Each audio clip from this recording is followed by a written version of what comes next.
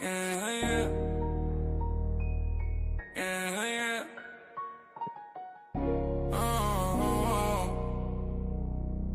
Yeah. Magic bets in the cut, got the game on lock. Flipping dimes, calling shots, every move non-stop. Silver fan, probably said playing odds like dice. In the trap out betting lines, making racks feel nice. Pushing the line, we don't fold, don't shy. Cashing tickets, counting beam to the sky. On the podcast, we ball, roll the spread. Money talk, never walk, bets ahead. Parlay slayer stacking chips like he's bricks. Magic's calling plays, mixing schemes so slick. Numbers on the board, all these digits don't lie. In this trap house, sports bets, we fly. Pushing the line, we don't fold, don't shy. Cashing tickets, counting green to the sky. On the podcast, we ball, roll the spread. Money talk, never walk, bets ahead. Got your bang world rising like that early morning sun. From parlays to straight plays, we stun. Twisting stats, breaking news, all for the game. In this world of odds, we reign. Line moving swift like the wave in the night. Heavy hitters in the game, got the insight. Magic with the tips, sit 1-5 with a hit. Potty tan worldwide, see us never miss.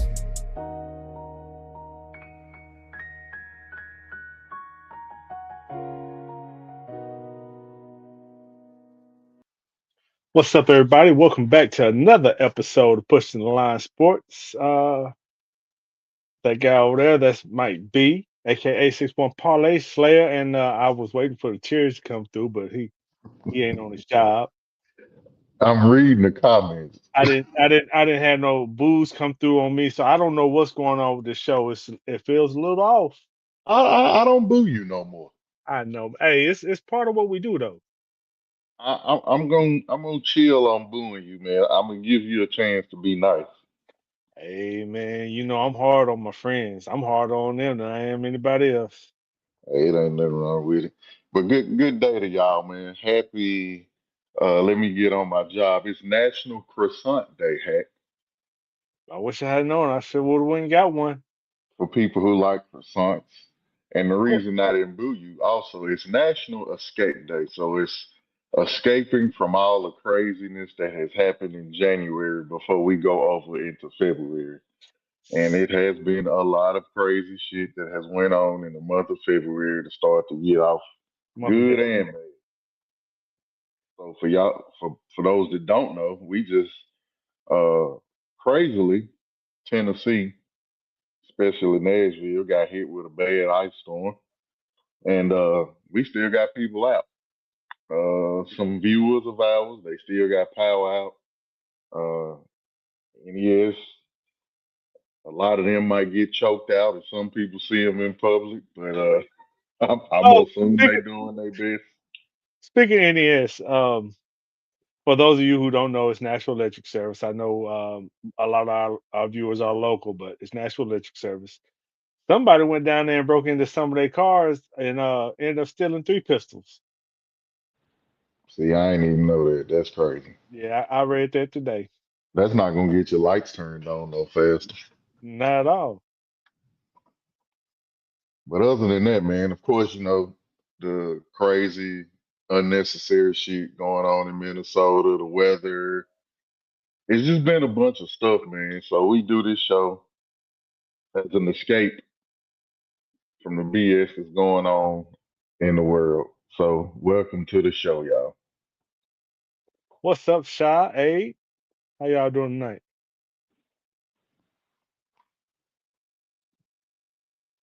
ShyTech Solution. Hey, yeah, that's crazy, man. That shouldn't happen to nobody. Should not happen to nobody. But all right, Tus- hey, Tuscaloosa still without power. They canceled our league last night, and they still without power today. So no bowling. So it is what it is. But let's get into this show, man. We got a couple topics that we wanted to go over, and top of the list is the NFL Pro Bowl, which is happening this weekend. Um, and for those of us that are of older age, we old school. We used to seeing Pro Bowls where they go out there and they still hit a little bit, but now it's flag football versus a real football debate. So a lot of fans are split between whether they like the flag football or if they like the old school hitting football. What you think about that? I don't mind flag, but I don't want it to be 7-on-7. Make it 11-on-11. I don't mind flag. I understand you got brains, you got injuries. You're soft any damn way. I mean, you really ain't trying to go out there and lay nobody out, but Sean Taylor, rest in peace, laid out Mormon the Hey, punter. ooh, Lord. You know, I just I enjoy football.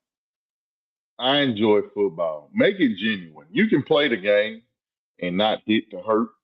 If you want to make it flag, make it 11-on-11. Also, I would change it to after the Super Bowl. That's just me. You Maybe know, you'll get more participants. we were going to talk about changes, but yeah, I agree with that. That way, once the Super Bowl is over, some people might want to still participate. That Yeah. were in the Super Bowl because as of now, people who got voted to it that are in the Super Bowl, they're not playing. Yeah, and a lot of people are declining. You got people going that probably shouldn't go. I'm sure we're gonna get into that. I'm gonna let you lead into that, but Yeah. it's a lot of changes that could be made. I'm gonna set it up with that. So, skills competition has always been a part of it, and the days coming up to the actual game, they would show that on ESPN. And now it's turning out that the skills competition might be the main show. Yeah, and it needs to be. I mean, honestly, if they got rid of the game and just did the skill stuff, I would be okay with that. But it's crazy because it used to come on Saturday. Comes on Tuesday. This Tuesday coming up. So it's just all out of The, whack. Tuesday is absolutely out of whack. Yeah. Why Hold on. Tuesday? Because it's part of Super Bowl weekend. It's in Miami this year, right? Yeah, that's another thing. Put the Yeah. shit back in Hawaii.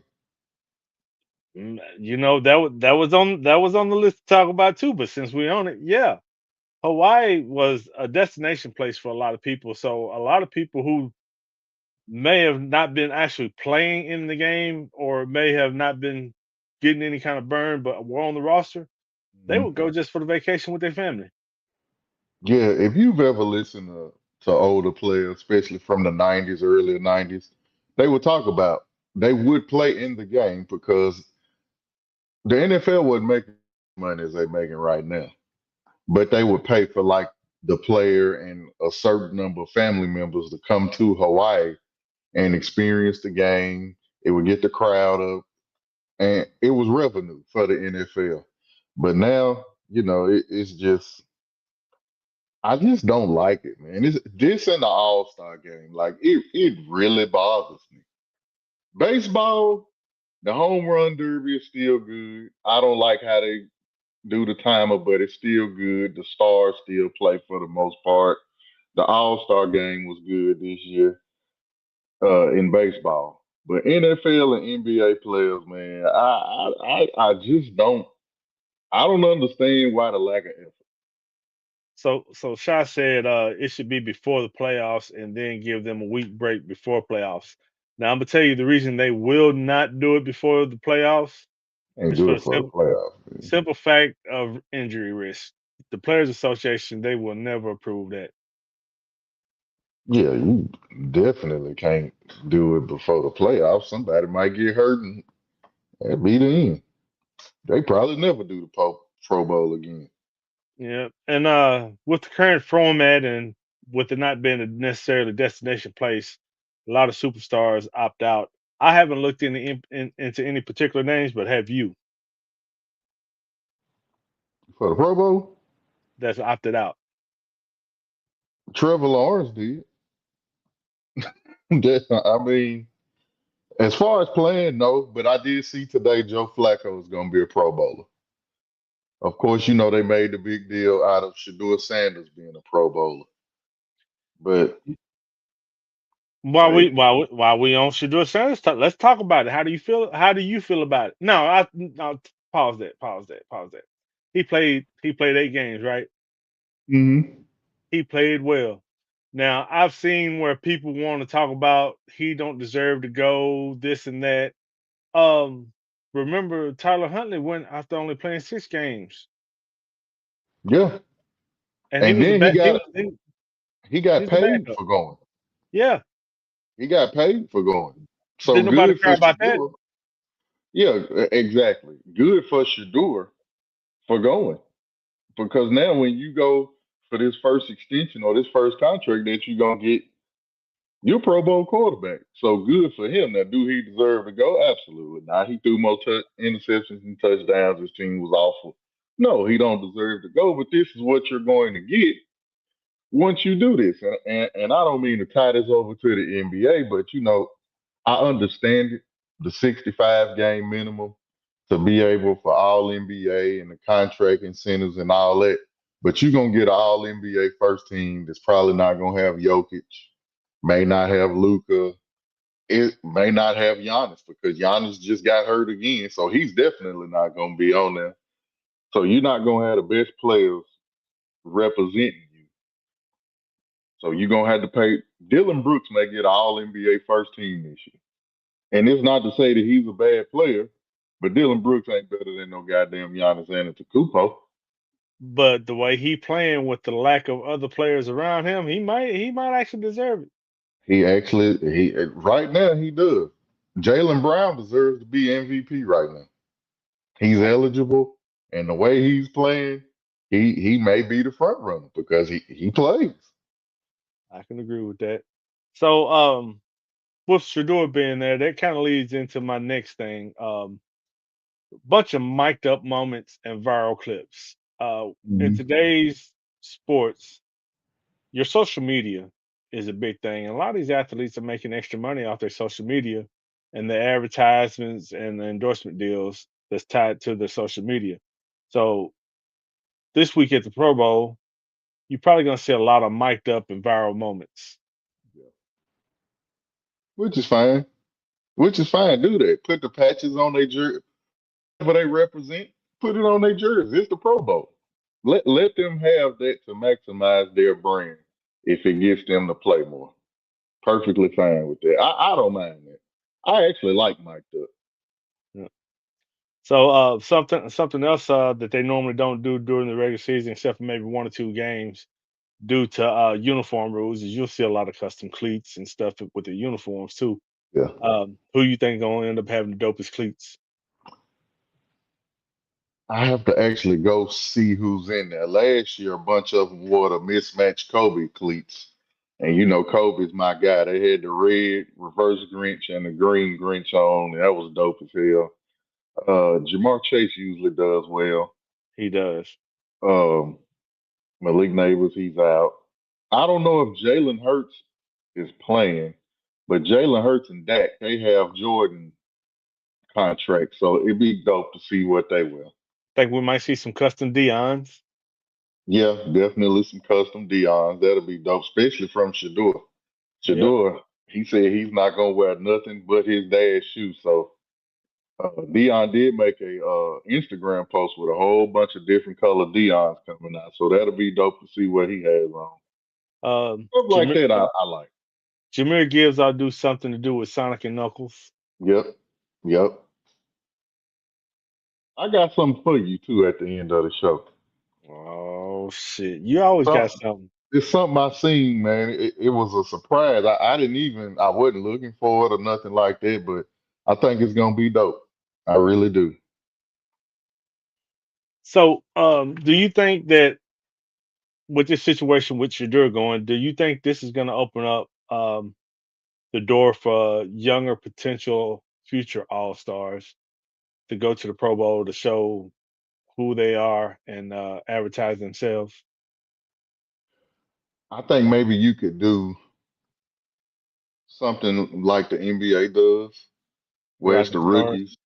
rookies versus, whoever, or I don't know how you would do it with everybody opting out, but you got to do something to get these players back. It's like they play these games. If they don't go to the playoffs, they pound, they ain't winning no awards. They get put out the playoffs, and you got to do something. But Shador's must see TV, Yeah. and everybody, whether they want to see him succeed or they want to see him fail, they want to see him on TV. So I think it would be cool if you could do 11 on 11. Maybe you could do Shador, the captain on one team, Cam Ward, the captain on the other, and they kind of pick their squads and maybe do rookie versus second year or something like that. You do Rising star, something, man. rising stars. Get first and second year players and let them pick. I like that idea. Yeah, and then too, whatever happened to AFC versus NFC? Those were the days. Those were the days. Like, come on, bro. I don't So even mind Jerry Rice. I think Jerry Rice and Steve Young are the coaches or something like that. I know Jerry Rice is one. I'm cool with that. I don't mind that at all. That's dope to me. do you think it's better or worse? The Pro Bowl, just Yeah. overall as a whole, that's much worse because I don't want to watch the game. Yeah. I agree. Much worse. And I can honestly say I don't remember when the last time. As a matter of fact, they had on pads last time I sat down and literally watched the whole Pro Bowl. Hmm. So I don't remember how long ago that was, but like if I pass it on TV, oh hey, there it is on TV. Let me go ahead and watch some of this, and then I'll do other shit around the house and won't even pay attention to the game that much. So I did watch some of it last year. I watched some of the skill challenge stuff, but it's not really a skill challenge, man. Do the quarterback challenge where they see who throw the ball the furthest, who's the most Yeah, accurate, the the old school kickers. stuff. Yes, do bring the old school stuff back. See who's the fastest man in the NFL. But it's kind of like the slam dunk contest, bro. People scared to lose. They scared it's gonna hurt their image. They That scared it's gonna hurt their brand. their egos are fragile. Yeah, their egos are very fragile, and that's one of the things that's affecting sports as a whole, man. It's fragile Abe, ego, Abe said have Tom Brady coach versus Eli. Tom Brady don't like to lose, brother. and that's what we need. That's what we need. Could you imagine the NBA All Star game if Jordan and Magic was the head coaches? Now you got to have Jordan and Isaiah Thomas with their beef. That's even better. Yep. That's even better because they not gonna want to lose.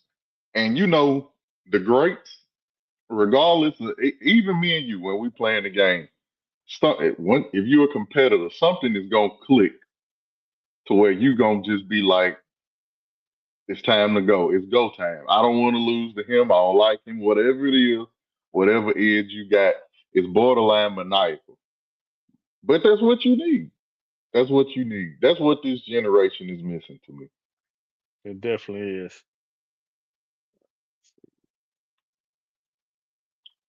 Had Super Bowl quarterbacks go against each other. Big Ben versus Aaron Rodgers. Good Lord. You couldn't. Hey, so you know how they used to have in the NBA, they used to have The the Legends old game. the Legends game. You can Yep. have a Legend skill challenge. It would be better than what they playing now. Because they Yeah, would probably want to hit each other. yeah. Well, sticking with the NFL, we had a few things that happened on the coaching seats this week, but the biggest coaching thing that has happened was Bill Belichick is now the first ballot Hall of Famer. Nah, bro. That don't even sound. No. Ain't no way. Ain't it's just it. Let me ask you something because this question was brought up. Should they go back and change it? I say no. What do you say? I say no. Myself, I I sat and wrestled in my head trying to figure out why would this panel not vote him as first ballot Hall of Famer, and it narrowed down to two things for me. Hmm. Although I probably could have said a third. Um, First thing, they probably thought he was riding Tom Brady's coattails. So I'm gonna 'Cause tell you what. One voter didn't vote for him. I'm gonna tell you what he came out and said. What is your other one? riding Tom Brady's coattails. What's the other? Deflategate Deflategate and Spygate. and Spygate. Yep. Okay. So this is what. So let me give y'all the breakdown for those. Of course, Bill Belichick. If you haven't seen it. So here's the voting breakdown. You got 50 voters, and you need 40 total to get inducted. So it goes down to finalists. It's 5 finalists. You can only vote for 3. Around October, the initial list is around 25. Around December, they drop it down to 15. And that's just the modern era players. That's not Bill Belichick and people who are retired, that's been retired for a while, and they got the last chance to get in. So as for coaches, contributors, and seniors, there's a 9-man committee. It's a special committee, and it's taken from the 50-person committee that's already there for the voting. They pick one coach a year. This year they picked Bill Belichick. They also picked Roger Craig, Ken Anderson, and L.C. Greenwood from the 70s Steelers dynasty. And they are all lumped together. And you can only pick 3 out of the 5, along with the 15 modern day finalists. So the one guy that said he did not vote for Bill Belichick, he said he figured Bill Belichick was just gonna make it. He figured he had enough votes and he could use his vote. I believe it was to vote on L.C. Greenwood because this is his last year eligibility, and that 70 Steelers dynasty is held in high regard, and they want as many of them in there as they can get. So he didn't vote for Bill Belichick because he thought everybody else would, but they didn't. So to me, I feel like the Hall of Fame voting is flawed. First of all, it's flawed across the board. Bill Belichick is one of those people who shouldn't even need a vote to get in. That's just how I feel. I feel Tom Brady don't need a vote to get in. I feel like they should have changed it after T.O. wasn't the first ballot Hall of Fame. They fucked it up. T.O. is top 5 on most people's list. To me, he's top 2, top 3 wide receiver of all time. He should have been first ballot Hall of Famer. Don't vote with emotion because you don't like somebody. What did they do? Bill Belichick got 8 Super Bowls. No other coaches got 8 Super Bowls. He got 6 with the Patriots, 2 as a defensive coordinator with the Giants. He's got the second most wins behind Don Shula. He's been to the most conference championships, the most Super Bowl appearances. He's the greatest NFL coach ever. When voting for the Hall of Fame, you shouldn't be voting for the name you see. You should be voting for the body of work in the sport. And I'm gonna tell you something else. I know for a fact that over the past few years, even in other sports, that these voters are holding things that are off court, off field against some of these players. And personally, someone probably think Bill Belichick is a sick man. Absolutely. And some of them are members of the media. You know, he wasn't the most media friendly person At all. But at the end of the day, he the greatest NFL coach ever. Period. You gotta vote for the body of work. You gotta vote for the body of work. You gotta vote for the body of work. So hopefully he goes ahead and gets in next year. I think he deserves to be in there. No matter what you think of him as a person or him off the field, his body of work speaks for itself. He'll get in there next year. If not, they'll burn the damn Hall of Fame down. So he'll definitely get in there. I noticed in the notes you had it said Sean Payton. Silence is golden, bro. I hadn't looked into the Sean Payton situation, and you started to touch about it, but I said just save it for the show. Yeah. What's that all about? So Sean Payton the other day, of course, he fired his offensive coordinator, but Sean Payton calls the plays, and you're probably the reason that your team lost the championship game. If you had Bo Nix, I'm sure you would have won, but that's neither here nor there. You didn't win. You made some questionable calls. He got in front of the media, and I don't think he was trying to criticize Bo Nix. I don't think he was trying to put a spotlight on Bo Nix, but he made it seem like Bo Nix' ankle injury has been an ongoing problem. He said it wasn't a matter of if It was a matter of when. And he also said that he knew it was going to be a problem. And he said a bunch of things just that shouldn't have been said. It was an unfortunate injury. It's something that he can 100% heal from. It bothered Bo Nix. It angered Bo Nix to the point where he had to come out and pretty much say, "You really don't know what you're talking about." Um, he said it in a professional way, but it was kind of like, man, keep your name out of my mouth. Watch what you say. You don't know what you're talking about. Step away from this.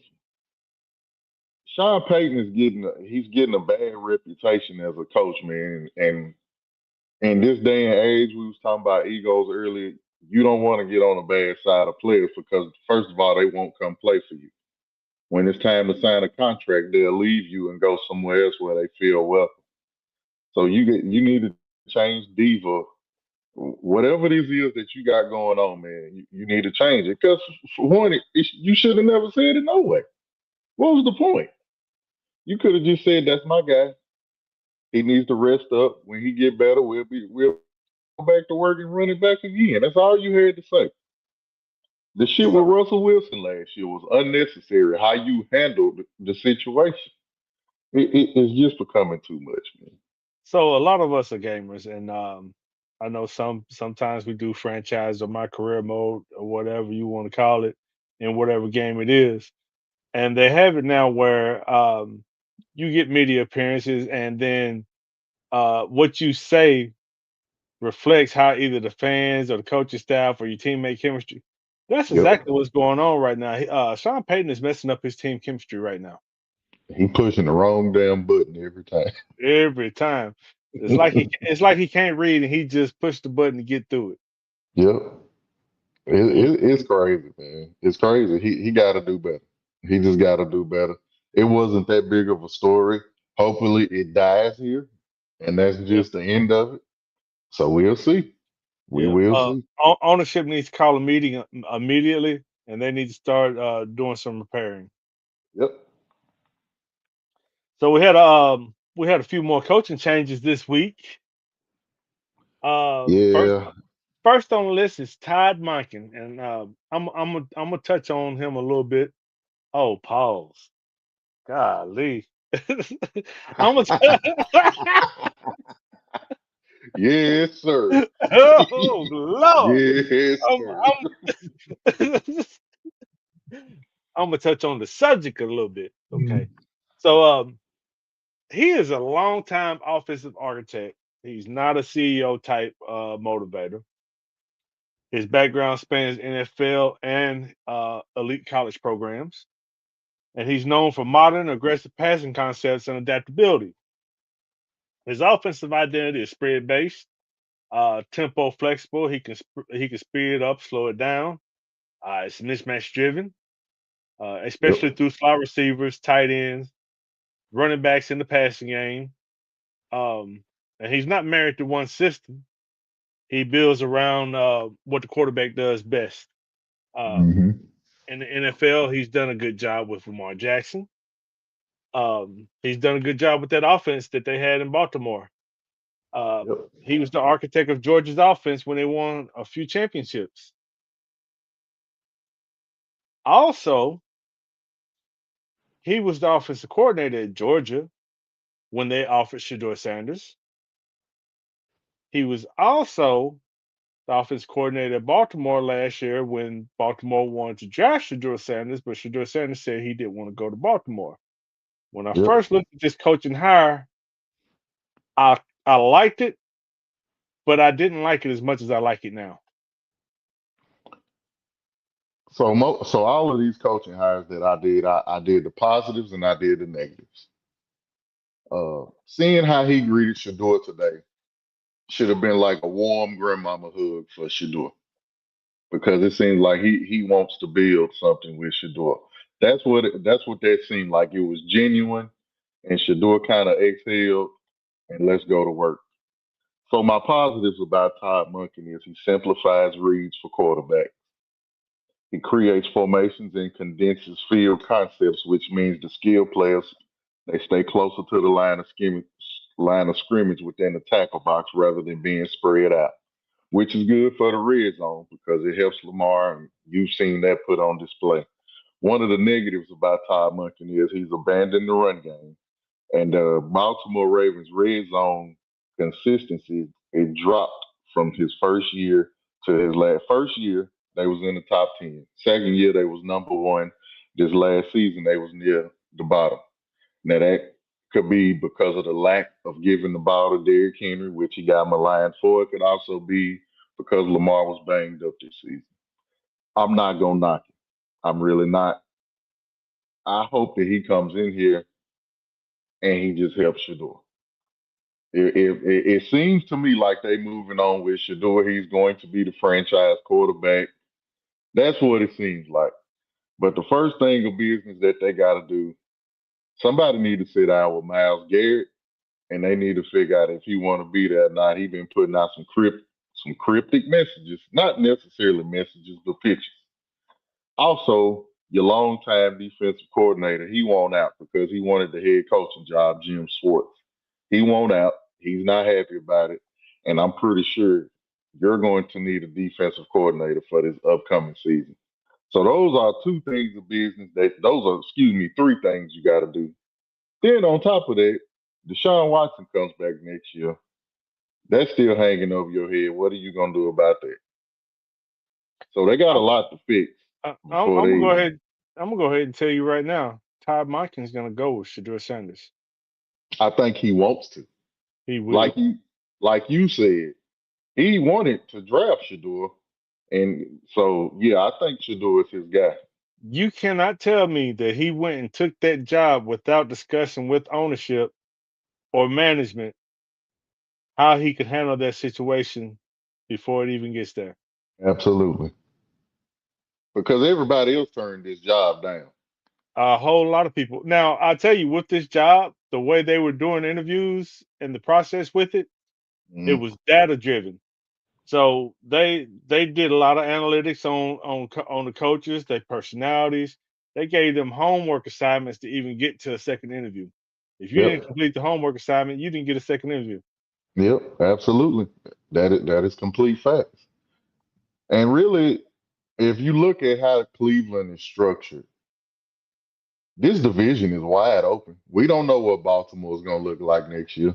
We don't know what Pittsburgh is going to look like next year. Everybody in this division got new coaches except for Cincinnati, and he's probably of all coaches in the NFL, the one in his seat is the hottest right now. So this division is up for the taking. So I know they probably went with this hire because they want to develop the offense. Your defense is pretty good. It Yeah. sucks that your defensive coordinator is leaving, but if you hire the right defensive coordinator, somebody preferably with some head coaching experience that could help Todd Monken out if needed, Hmm. that would be great. Because look at what you got. He just left Lamar Jackson. He got Shador Sanders. Yep. He just left Derrick Henry and Justice Hill. He's got Dylan Sampson and he's got Quinshon Judkins. He Yep. just left Isaiah Likely and Mark Andrews. He's got Harold Fannin Jr. and David Njoku. So he's just got a younger version of what he just left. So all he has to do is continue to build what they've got as a core and work with them. Now I may have to do something with Jerry Judy. I like Bond. I like Tillman. Jerry Judy may have to go somewhere. Jerry Judy for them is what DeAndre Hopkins was for Baltimore this year. Yeah. He's a name you know, but the production was not there. Yeah. And the little spat with Shador that kind of turned everybody sour on him. And it may have been harmless. It may have been innocent. We'll see. But I really think Cleveland, they young, especially on offense. Like you said, the defense is solid. They got something to work with. They got something to work with. Hayes said the Browns are going to brown regardless. At some point, man, they got to not brown. They've been Yeah, browning themselves for a long time now.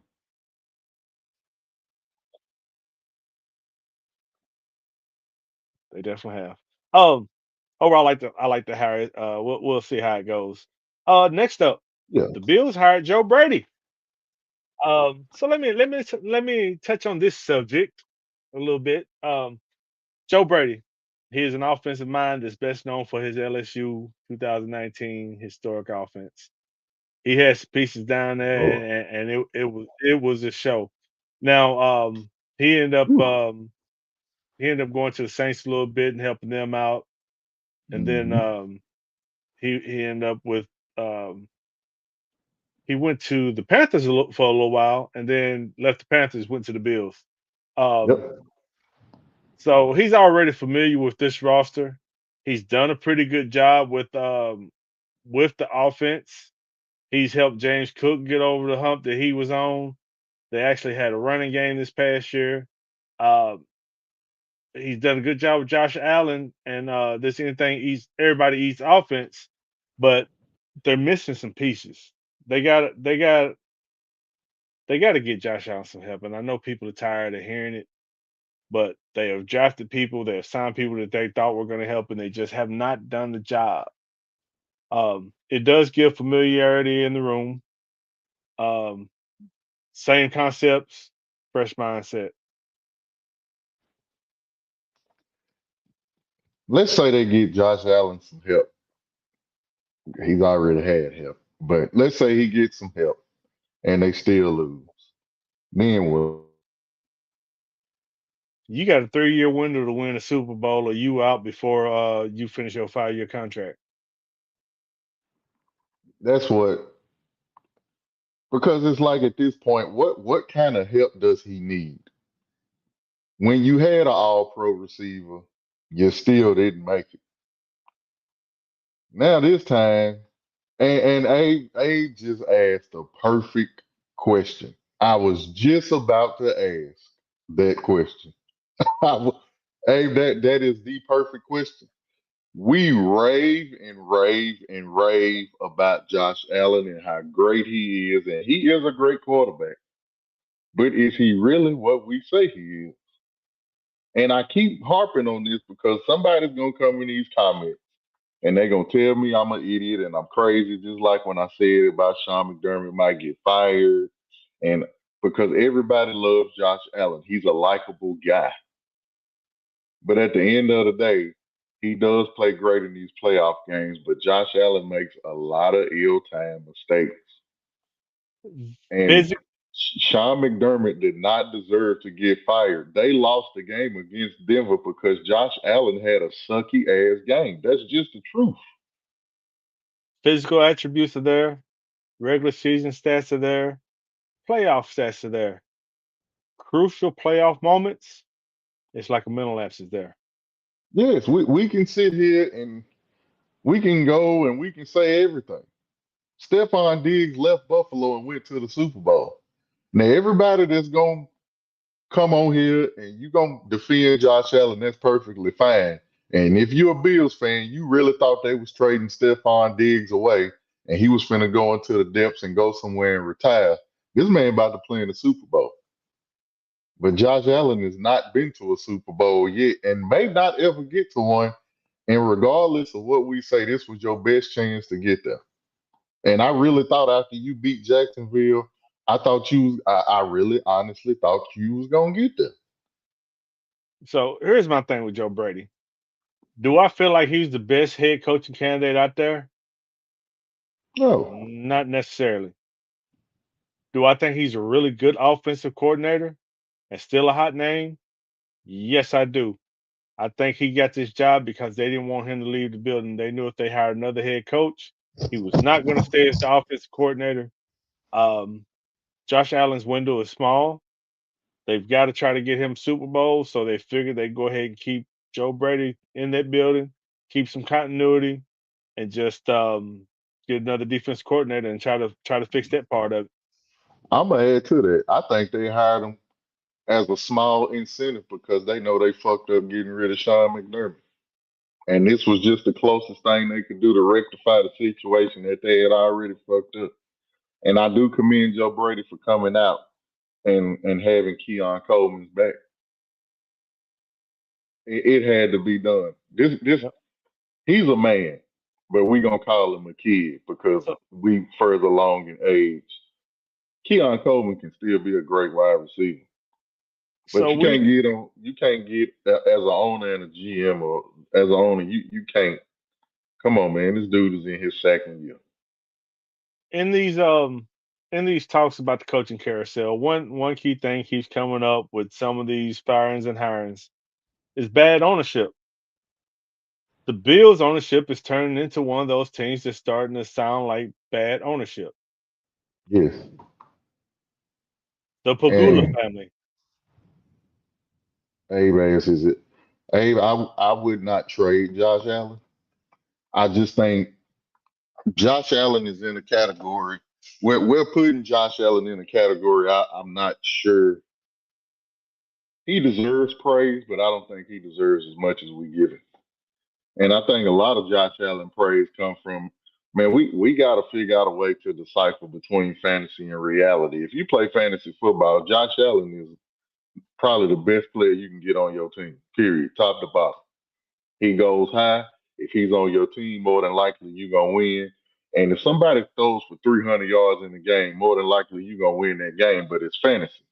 In reality, you don't see the 3 interceptions that he threw because you got the points for the win. We got to be able to decipher that. What does it actually look like in a realistic football game, especially in the playoffs? And like you said, the moments it's just not happening. Do I trade him? Nope. No, I don't trade him. But at some point, you got to start living up to the buck, champ. He might The not get same another. way they do Lamar. He might get to hit free agency when that comes up if he doesn't do what he needs to do to get to the Super Bowl. And in the past years, we've had excuse after excuse for why Josh Allen didn't get to the Super Bowl. This year, Josh Allen is the excuse. Yeah, this year he's the excuse. And I think a lot of us, and add me into this, you can lump me into this. We just want the same stuff that you say about Lamar. Say it about Josh. Hmm. Period. Whatever it is that you level you put Lamar, Burrow, Josh Allen, they should all be in there. And at the end of the day, Joe Burrow's been to a Super Bowl. You're right. Speaking of Josh Allen, Sam Darnold is the first person in that draft class to get to the Super Bowl. Over Baker Mayfield. Baker Mayfield went 1. I think Darnold went 3, right? Darnold went 2 or 3. Josh Rosen went first round. Yeah. Who else was it? It was somebody else. Josh Allen, Lamar, Josh Rosen, Baker Yep. Mayfield, and Sam Darnold. Yep. That's crazy. It just goes to show. Speaking of And Sam, speaking of Sam go ahead. Darnold, speaking of Sam Mhm. Darnold, not retaining him this past year just cost the GM his job. Got that in my notes. The Vikings fired Queef. I think you said Queefy Adolfo Mensa. I think that's how you say it. If I butchered your name, I apologize. You'll probably never hear this anyway. But yeah, you got fired. So was it JJ McCarthy was a mistake. so was it not retaining Sam Darnold, or was it drafting JJ McCarthy that got him fired? Probably both. Okay. Probably a mixture of both. If you had Sam Darnold on that Vikings team this year, Seattle probably wouldn't be in the Super Bowl. Hold on. Carson Palmer didn't go to the Super Bowl? Nah, For real? yeah. He sent me that. I was gonna bring it up, but yeah, Sam Darnold's the first USC quarterback to go to the Super Bowl. Wow, that is crazy. If you think about it, it's been some names, but once you get to thinking about them, they ain't really done much. Yeah, Todd Marinovich damn sure didn't go. Matt Leinart didn't go. Carson Palmer was the closest one. God, Mark that is- Sanchez went to the championship game. mm. That's wild. I never even thought about that. Well, we're gonna have to put Abe's tidbits on here. Yeah, he be sending them to me, man. I told him, man, he's a contributor to the show. Definitely a contributor to the show. He's waiting on me to go off on something that we probably finna touch in about 5 minutes, but We Would it gonna have get there. would it have to be my next subject? What's your next subject? Oh, no, no, no, no. I'm sorry. I know what he's waiting on, and we'll get there. It's right after my next subject. My next subject is Brian Daboll, Titans offense coordinator. Yeah, see, I don't mind it. I'm okay with that, I like that. but I do got some negatives. Oh, I mean, yeah, there are some negatives. There's always some negatives. So here's what I did before you get off to it. You go right ahead. Everyone that we gonna discuss, I got positives and I got negatives. So you break it down how you do, and I'm gonna come in behind you. All right, Brian Daboll. He was in the running for a few head coaching jobs, which one was Buffalo Bills. He ended up not getting that. I'm glad he didn't because now we have him as offense coordinator.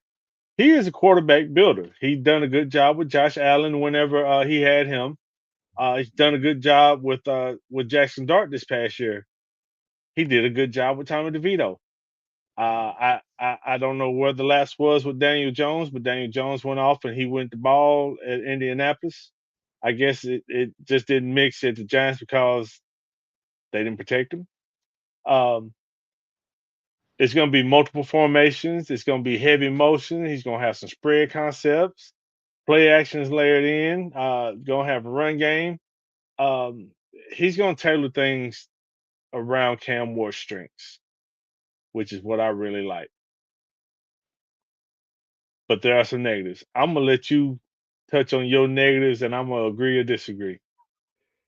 Well, let me get to my positives. He's a former coach of the year. Now, Daniel Jones did fall off, but he did make Daniel Jones a respectable quarterback and got that 42 million. They went to the playoffs, beat the Vikings. He also helped Josh Allen become Josh Allen, a household name. My number one negative about him is that he's hot headed. He doesn't take losing well. He doesn't, his attitude changes as the season wanes and his team loses. How's that going to go over with Robert Saleh and the players? A lot of players don't like that. They don't like that. The whole thing that I think was his final demise was how he handled Jackson Dart and the concussion protocol, and all the yelling and all the dumb shit that he did with that. But this is my other thing. I joke a lot about this, but I'm being serious. What if he comes to the realization when Will Levis come back that Will Levis should be the starting quarterback? Or let's just throw that out the way because Cam Ward is the number one pick. He should get the opportunity. What if Cam Ward ain't the guy? Then what does he do? Or if, God forbid, this happens, Cam Ward gets hurt, Will Levis comes in and shows out. Yeah, and then on top of that, you coming into a Titans team. The Titans they're in a bad situation, but they're in a good situation. You got $100 million you can go out there and spend, which is good. The bad is a lot of these teams go out there, get desperate, they just sign a bunch of damn people and don't do nothing with them. Don't do that. If you can get Chris Olave, if you can call Minnesota and be like, hey, I don't know if you would do this hack, but if I give you Jeffrey Simmons and a second round pick, you willing to give me Justin Jefferson? Call around, see what you can get. I think you got the coaching state. You got the coach now, Robert Saleh, to where players want to come there. Maybe not Justin Jefferson. Chris Olave, I think he's a free agent. You need a running back. I don't know how you like Brees Hall. I don't know how you like Kenneth Walker, the way he playing in Seattle, and especially with Charbonnet getting hurt, he may not be going nowhere now.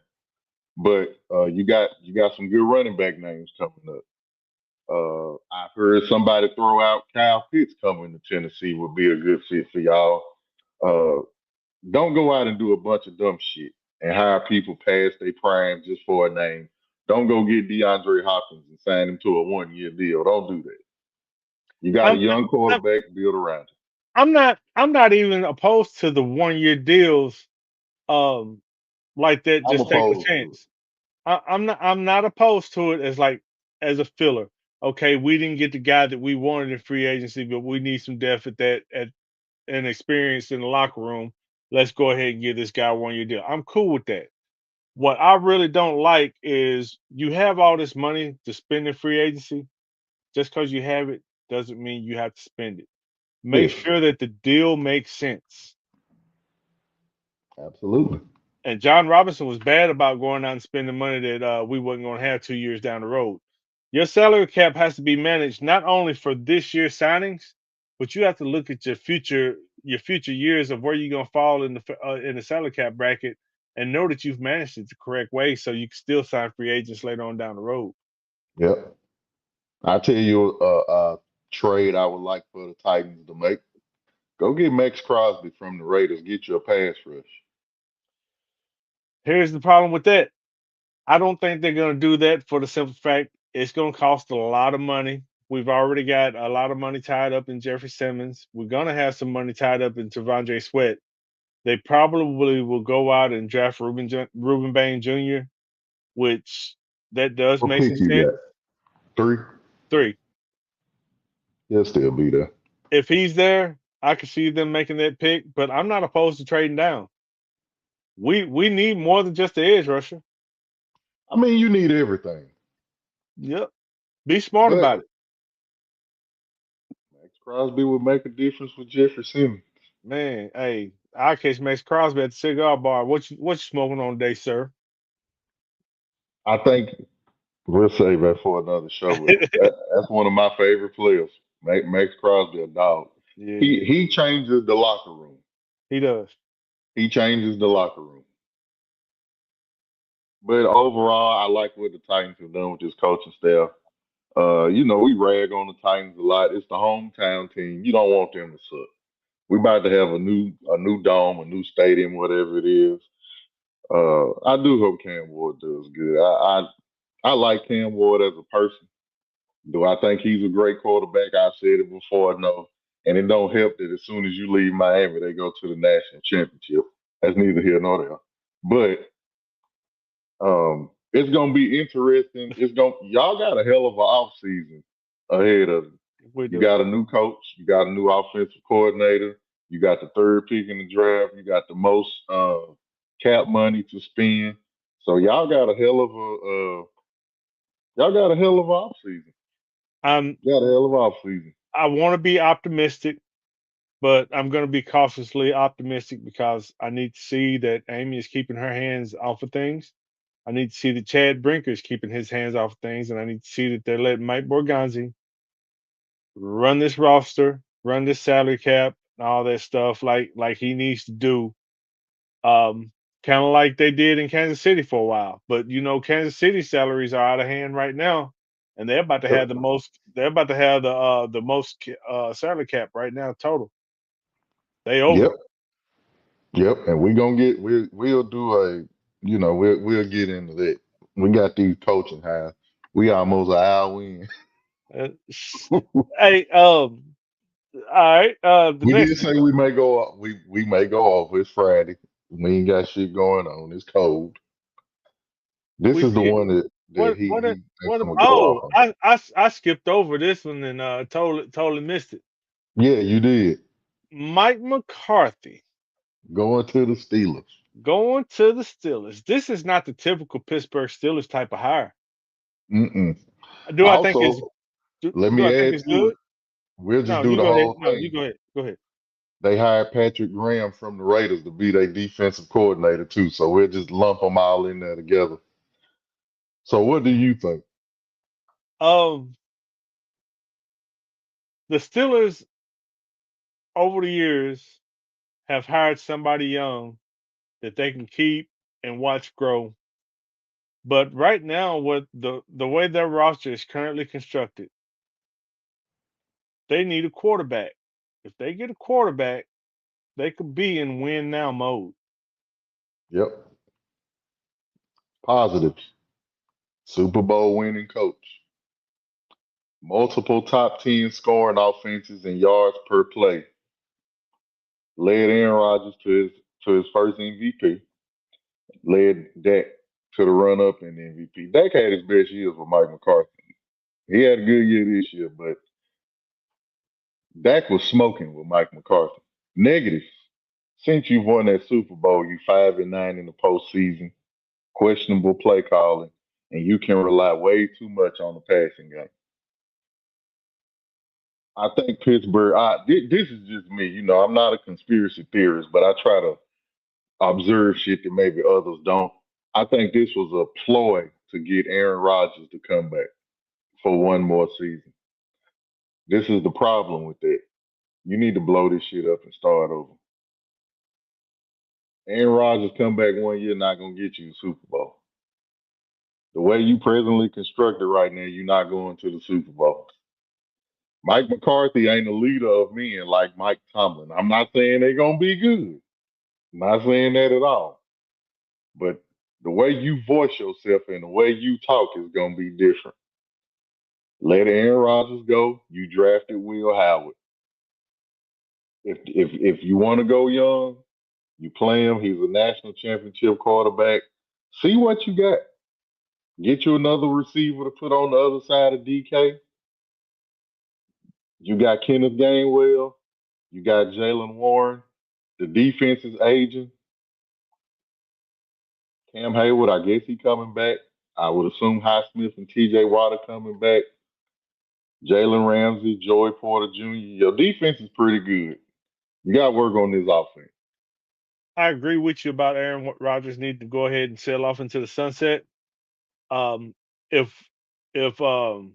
Howard is not your quarterback of the future, or even if you feel that he's not ready, there are players out there at the quarterback position on other teams that you can make a deal for and not have to pay a ton for.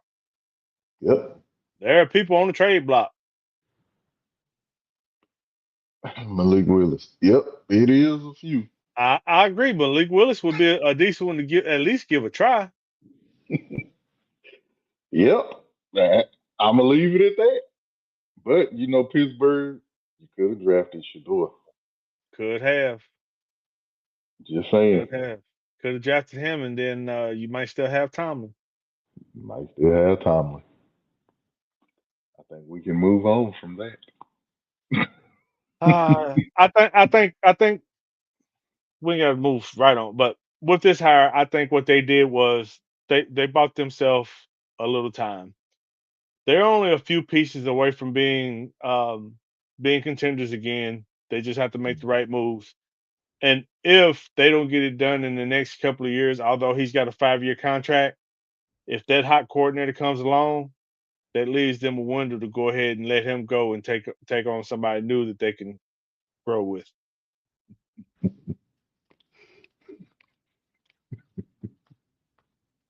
This man, he think I'm finna blow a gasket.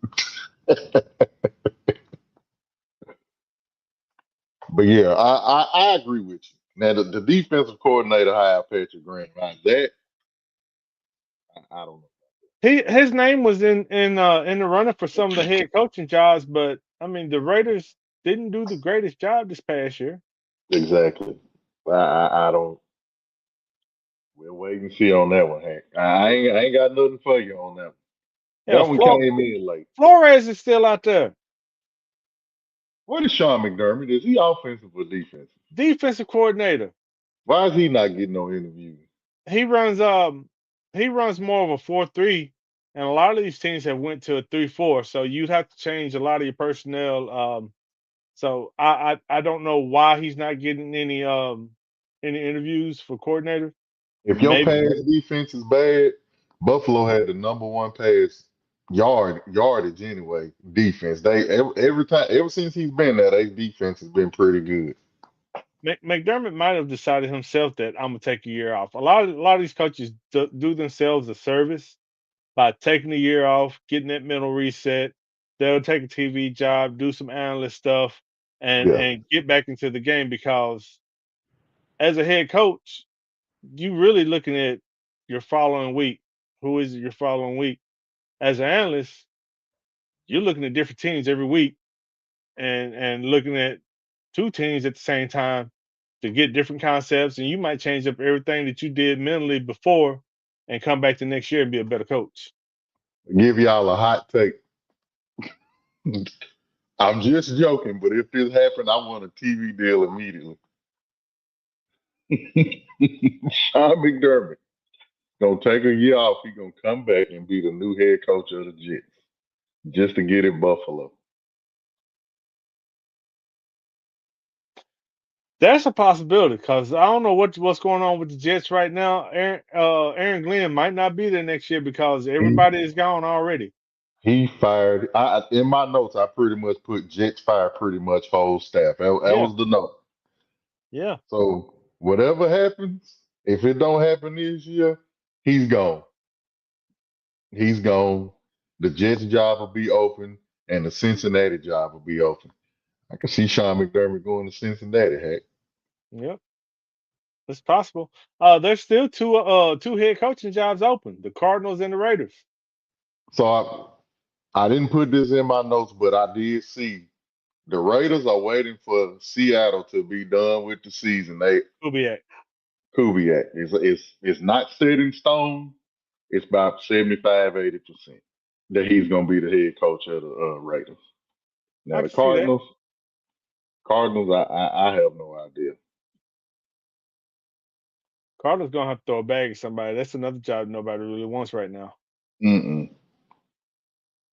So, I'll hey, here we go. wait.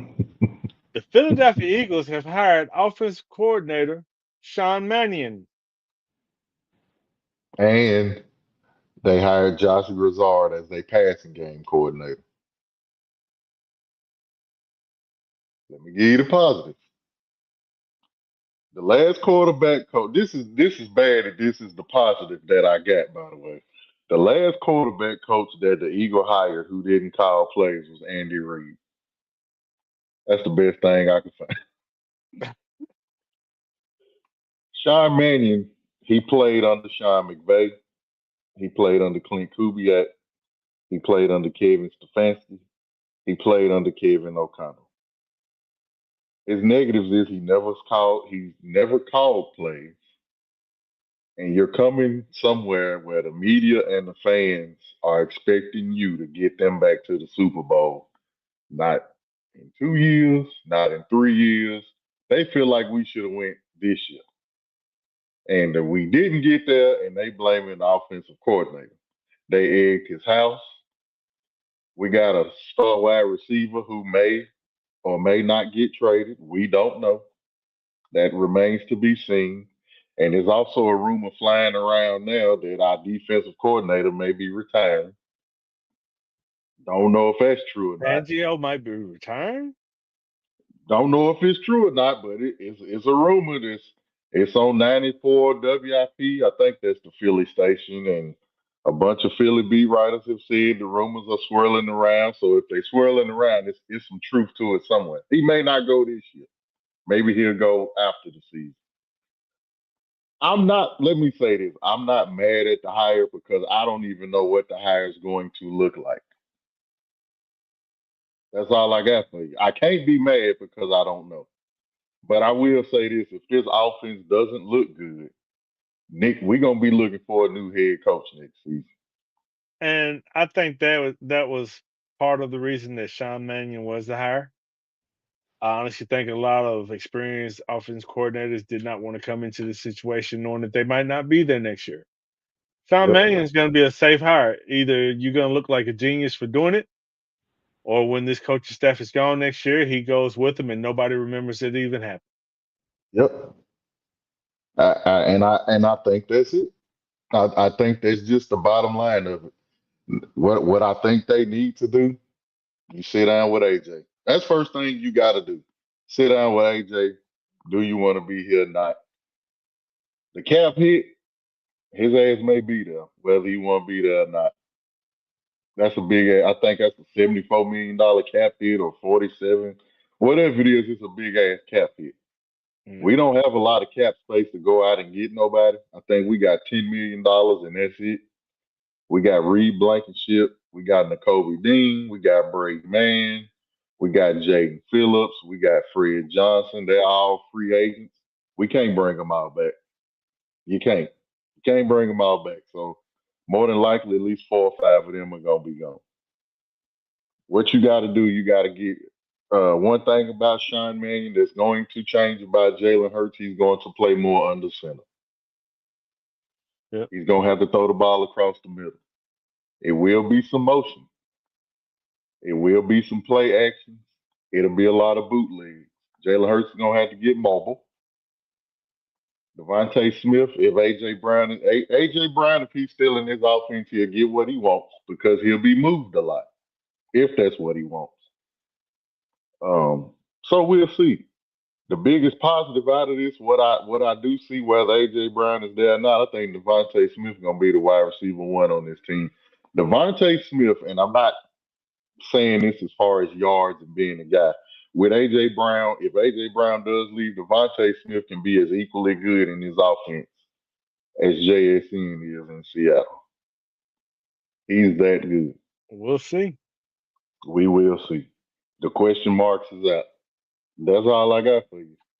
Man, all right. You say we ain't got no time limit. If y'all with us, we with us. But yeah, let's move on to the NBA trade deadline. It's coming up next week, right? February 5th, I believe. Yep. Let me answer this question right quick. Sirianni has not called plays. He said last season he was going to help Patullo call plays, or he was going to help him with the offense. I don't know whether he done that or not. I don't know if they told him he can't. I don't really know what the hell Nick Sirianni is kind of like a GM in a head coaching job. He's just everywhere. He does everything. I don't know what he does. But I know if his offense come out and they look like they did this year, Nick Sirianni ain't gonna be the coach of the Eagles next season. That's all I can tell you about that. So you've heard the saying "Jack of all trades, master of none." Yep. You can be good at a lot of things, but that keeps you from being great at the one thing you need to be great at. Absolutely. 1000% fact. So with this NBA trade deadline this year, it's definitely not like last year where we saw a bunch of big names getting moved around, bunch of big names being mentioned. This year, I only hear one big name being mentioned. Okay, two big names. Yeah, I don't count Anthony Davis because I know that's who you saying is the second one. Oh no. I was talking about John Morant. My bad. Oh, I didn't even Yeah, think you about know John what? Morant. It is some big names. Zion Williamson name has come up. I don't think they're John going to move Morant. him. I don't think they're going to move him. You said Anthony Davis already. Giannis is the big one. Yeah, Giannis is definitely the big one. I don't think LeBron will leave until after the season. I don't think he will either. And the reason those names other than Giannis that we've mentioned, character issues, health issues, contracts aren't getting good anymore. Nope. You got Zion and Anthony Davis that don't play half their games. Zion finally got in shape this year, still ain't playing half his games. His contract is bad. Ja Morant, character issues, his contract is bad. And he's LeBron, starting to be injured. yeah, LeBron, he's I guess for LeBron, he's over the hill, but he still got some good tread on the tires. But his contract is bad for his role. LeBron's contract won't be bad. It's not the reason it's not bad is because it's not like a super max. LeBron's problem is next season, him and Austin Reeves both are up to get the big deal. Austin gonna get LeBron is his. about to be 41 or 42 years old. And the crazy part about it is, out of Zion, Ja, Anthony Davis, and LeBron, if I had to have one, I would have LeBron. And that's the problem with LeBron. When it comes to Zion, he's been pretty healthy this season. He's played. I think it's just time for a new change. I think it's time for a change of scenery. I think fatigue has kicked in on both sides. It's time for some new scenery. Well, he's obviously up late at night in motherfuckers' inbox trying to see what he can get. Yeah. Zion be on some other shit. I don't know what Zion be doing, bro. I really don't. Uh, But um, who do you see Giannis possibly going to? right now they saying the Warriors have the best offer. They said the Spurs have a good offer. The Thunder have a good offer. There is interest in the Lakers, but I don't know if the Lakers have enough. So it's kind of and the Heat. Those are kind of like the top five. But Uh, number one, right, huh? another team that you did not mention that's in the running is Minnesota. Minnesota. I forgot about Minnesota. I keep thinking John Morant gonna go to Minnesota, but I think that's dead. I don't think that's gonna happen now. I do, and I also know Minnesota's in the running for a point guard. That's the one thing they missing. If Yeah. they get that, look out. The way they looked last night, they get a point guard on their team. Ooh, we look out. So here's my problem with Giannis.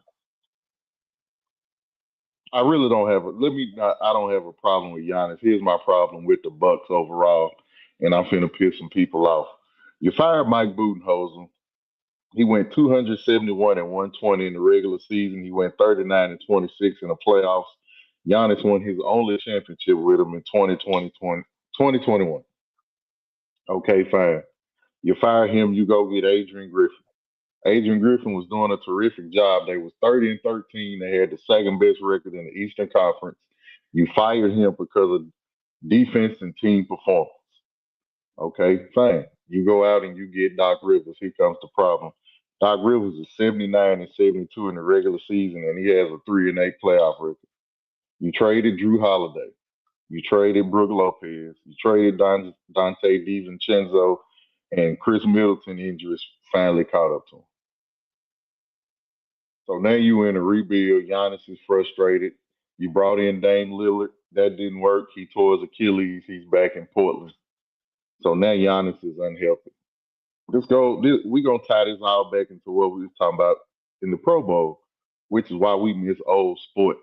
Whatever happened to just staying and rebuilding? They Well, kept your sorry ass brother on this team. Thanasis has been a wasted roster spot on this team ever since your ass been here, damn near. Stay. so here's the problem with that. That's what he's wanted the whole time. He has wanted his career to end in Milwaukee. All he needed to see is that they were doing what they need to do to get the pieces around him to Yeah. win a championship, and they're Hey, not doing that. yeah, that's why I said I don't have a problem with him. That was just overall me tying it back into the Pro Bowl. I don't have Yeah. a problem. If Giannis, one of the things about Giannis, he never formally asked for a trade. He wanted to stay. He wanted to stay. But now he see that y'all bullshit and y'all ain't about winning. Now he's like, you know what? Maybe it's best if I do leave. I can't blame him for that. Yeah. I can't blame him for that. But if he go to the Warriors with Steph, gonna be some trouble. But the one thing that's worrying me, Giannis is starting to have a whole bunch of calf and knee injuries. And you know how I am. I'm very conscious about Achilles and things like that. Giannis about to be 30 years old. I know the NBA is somehow stretching these athletes' prime, especially in the NBA. But you get in your 30s and you start having calf injuries consistently, man. That Achilles keep getting weaker and weaker. That scares me. He's out now for a calf injury. I think they So milking this shit. could be. And they could be sitting him out so he could get healthy because they know they're gonna trade him. So did you hear the potential the hypothetical trade they had for the Warriors? With Jimmy Butler. No, it didn't have Jimmy Butler involved in it. It Was had it Kaminga? Giannis and Bobby Portis going to the Warriors, and then Kuminga, Hmm. Draymond Green, a 2027 first round pick protected, 29 first round unprotected, 31 first round unprotected, and pick swaps in 28 and 30. Yeah. I seen that, but I don't think I like Me it. neither. But I will say this: Draymond need to lead. I think Steve Kerr is tired of Draymond too. But I was also reading. This is Steve Kerr's last year on his contract. So he may not be back with the Warriors next season. So that's gonna be interesting to see. Yeah, if they go full rebuild starting next year, I can see Steve Kerr being gone just so they can get a fresh voice in there. Yeah, I can see that as well.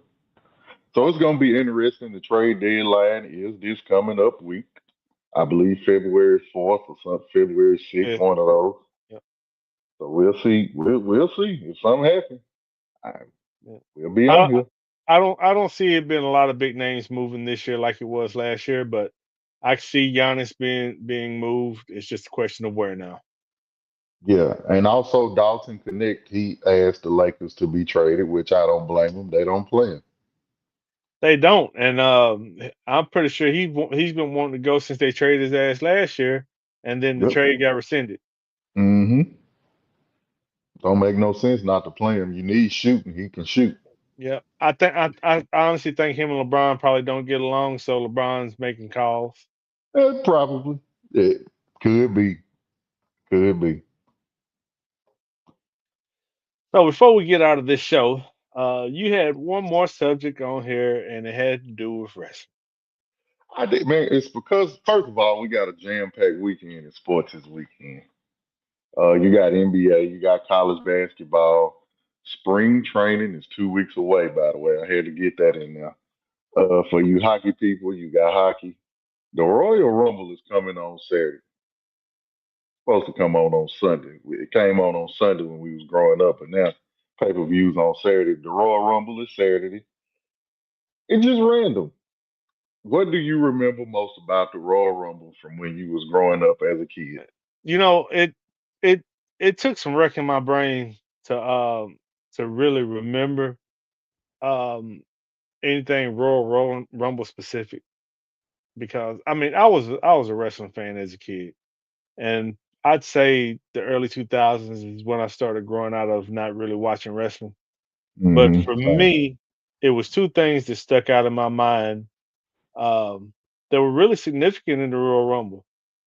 The very first one in 1988, when Hacksaw Jim Duggan beat the One Man Gang, um, that definitely stood out because for me it was like, oh, we got pay per view wrestling now. It's a big event, hmm and everybody who's anybody is going to be there.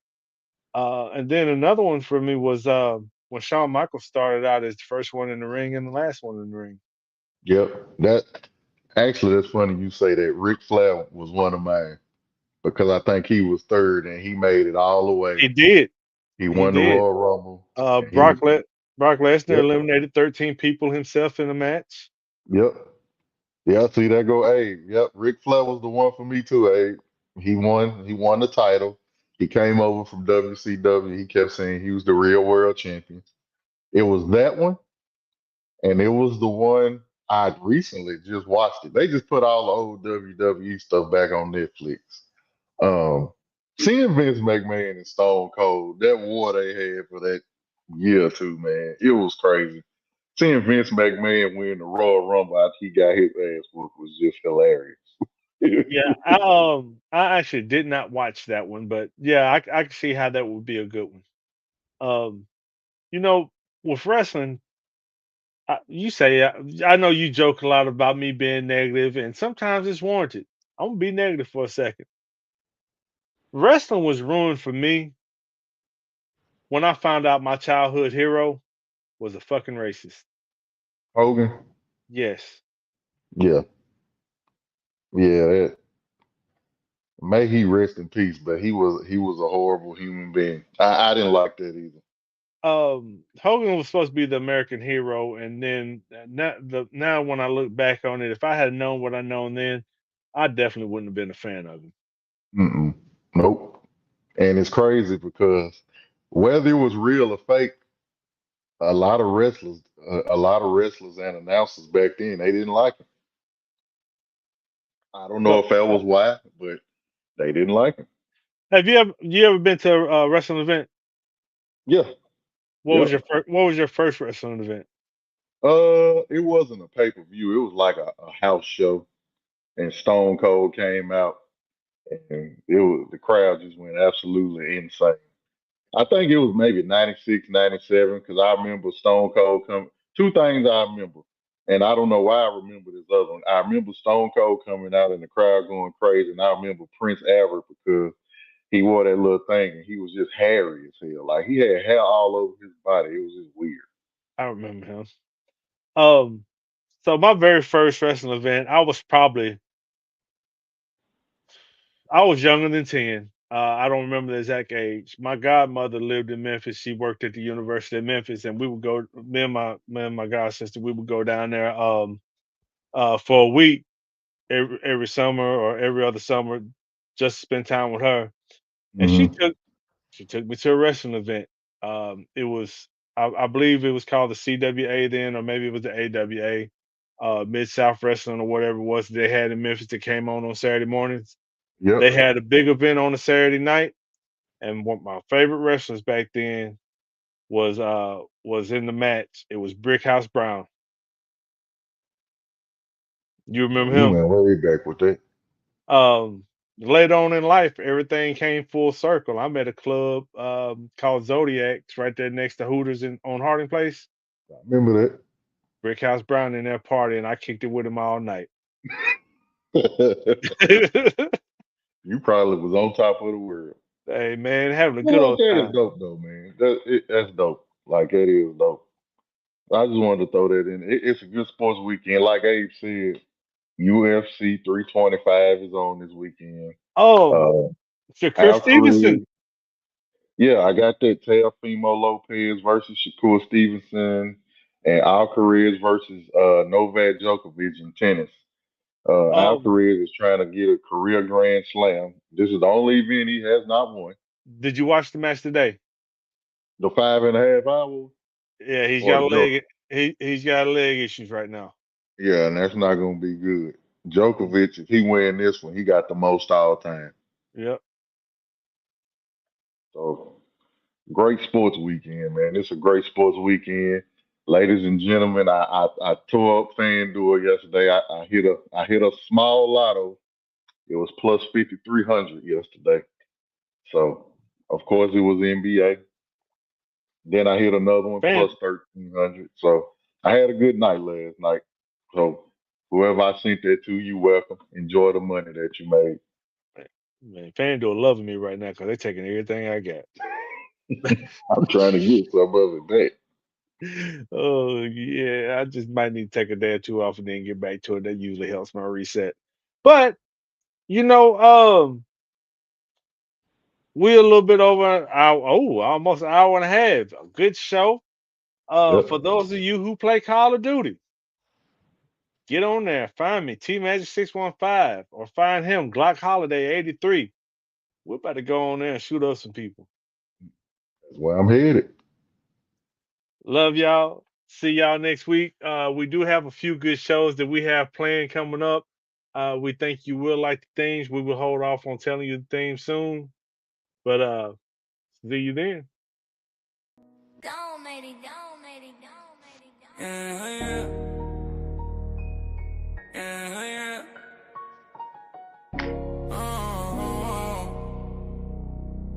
Yeah. Magic bets in the cut, got that game on lock. Flipping dimes, calling shots, every move non-stop. Silver